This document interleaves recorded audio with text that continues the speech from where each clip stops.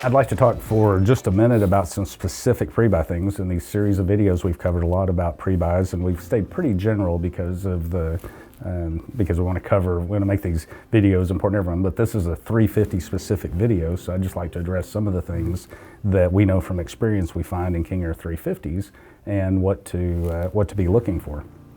So one is to understand some model breaks. At serial number 500, the manufacturer went to Keith Freon Air.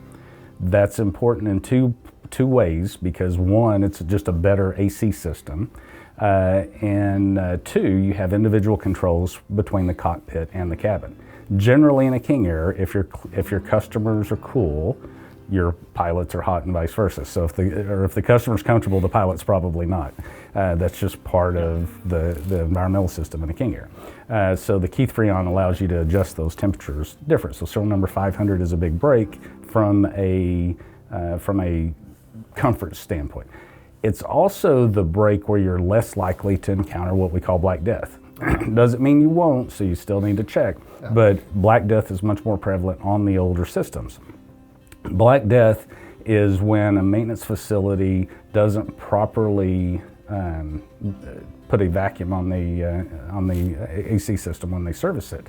And that contamination causes this black gunk and some type of aluminum oxide that goes all through the system and clogs everything up.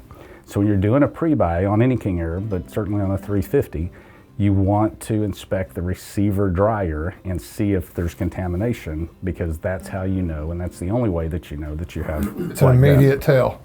Yeah, and it's inexpensive. It's a $30,000, $40,000, $50,000 repair to clean all that stuff out. There's components that need to be replaced. Replace lines. I mean, there's a lot of pieces that have to come out of that interior. Yeah, it's an involved process. And that's not something that most shops even think to suggest. You know, they'll check the AC system and see if it's working right. Depending on the time of year, you can tell. In the winter, you can't.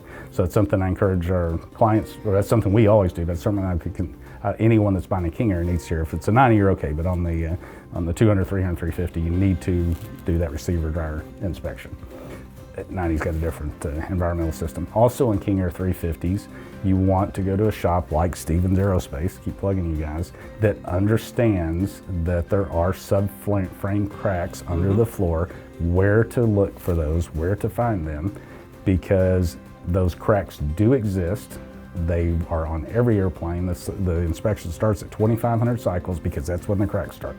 If you're buying an airplane with 5,000 cycles, it's got a couple of cracks at least. It just does. If your shop tells you it doesn't, it's because they don't know where to look. Contact me, I'll call your shop, explain to them where to look. They're there. You're right. It seems like when we do that inspection, you're going to find them. I mean, they're there.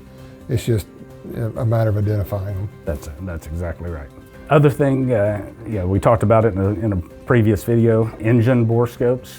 Having engine borescopes done on all King Airs is extremely important. On the King Air 300 and 350, it's the most important, because that big 60 Alpha engine does not hold up as well as smaller Pratt engines. Those engines are all made out of the same quality of materials.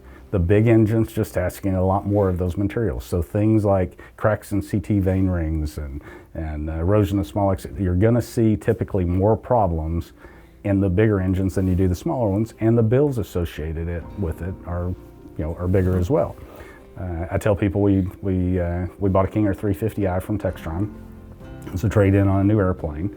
Textron had one company borescope it incoming. We had another company borescope it when we bought it. Now the airplane had ran an hour or two in between, a little demo flight or something, so anything could happen. But on that second inspection, we found cracks in the CT vane rings that were converging. That means those CT vane rings had to be replaced.